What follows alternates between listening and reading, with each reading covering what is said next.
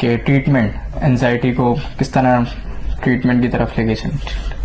देखिए, जब एक साइकाट्रिस्ट ट्रीटमेंट डिसाइड करता है एंजाइटी का या किसी भी बीमारी का, वो सबसे पहले देखता है उसका कॉज क्या है।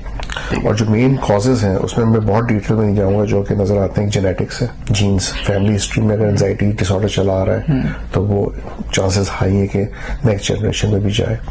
दूसरा, इन्वायरमेंटल स्ट्रेस, क्योंकि आजकल स्ट्रेस बहुत बढ़ गया है, रिलेशनशिप में झगड़े, काम पे नाखुश होना, स्कूल के प्रेशर, एकेडमिक प्रेशर, ये बहुत ज्यादा एंजाइटी कॉज कर रहे हैं एंड सो ऑन। लेकिन बेसिकली हम दो को देखेंगे, एक जेनेटिक्स ऑर्गेनिक जो फिजिकल है और दूसरा इन्वायरमेंटल है।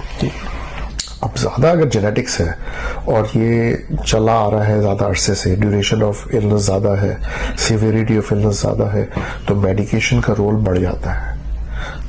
अच्छा, मेडिकेशन फिर बहुत तरह की हैं एंजाइटी के लिए, लेकिन ज्यादातर जो दवाइयां कि होता है कि इन पेशेंट्स में न्यूरोकेमिकल इम्बैलेंस होता है। जो न्यूरोकेमिकल इम्बैलेंस है वो सेरोटोनिन बेस्ड होता है, तो वो दवाइयां जो सेरोटोनिन लेवल्स को राइट लेवल पे लेकर आए वो दवाइयां दी जाती हैं, जो कि SSRI एंटी डिप्रेसेंट्स हैं जो कॉमनली यूज की जाती है लो डोजेस में, और फिर ग्रेजुअली डोज को बढ़ाया जाता है सिम्टोमेटिक रिलीफ के लिए, क्योंकि उसका ऐसा मतलब है कि दवाइयां 3 से 6 हफ्ते ले सकती हैं।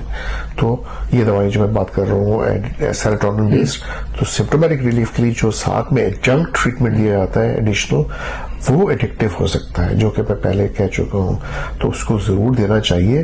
मैं उसके कतई खिलाफ नहीं हूं, लेकिन ओनली फॉर 4 to 8 वीक्स, 4-6 हफ्ते, उसके बाद बंद कर देना जरूरी होता है। तो ये तो दवाइयों का एस्पेक्ट हो गया। फिर ये अगर दवाइयों में एक एस्पेक्ट और मैं ऐड करूंगा कि लो डोजेस ऑफ मेजर ट्रैंक्विलाइजर्स या हिप्नोटिक्स, अगर नींद नहीं आ रही है और बहुत एंजाइटी हाई है तो वो भी यूज की जा सकती है। साइकोथेरेपी बहुत लेवल्स पे है।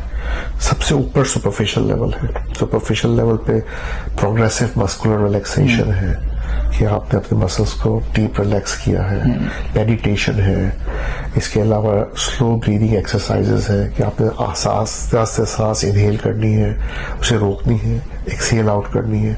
उससे ये होता है कि आपकी oxygen levels lower level of lungs तक जाती है, ऑक्सीजन जो है ना वो प्रॉपर तरीके से मसल्स पे पहुंचती है, ब्रेन सप्लाई ऑक्सीजन की बेहतर होती है, ब्लड प्रेशर डाउन होता है, पल्स रेट नीचे आता है, और उसकी वजह से आपकी एंजाइटी कम हो जाती है।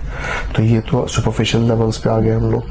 फिर कॉग्निटिव बिहेवियर थेरेपी है, जिसमें होता है कि सोचों को तब्दील करते हैं बातों से और उस पर पॉजिटिव फील आते हैं, उस पर फ्यूचर की जो एप्रीहेंशंस या परेशानियां हैं, जो इनसिक्योरिटीज हैं जिसकी वजह से घबराहट बेचैनी हो रही है, कि वो पेशेंट सोचता है कि मैं कंट्रोल लूज कर रहा हूँ फ्यूचर के बारे में, तो वो उसको रियलिटी बेस्ड करते हुए उसको ऑल्टरनेट वे ऑफ थिंकिंग की तरफ लाके उसको पॉजिटिविटी की तरफ लेके आता है। उसमें उसका बिहेवियर चेंज होता है, एंजाइटी कम होती है, और फिर over longer period of time वो काफी बेहतर फील कर सकता है।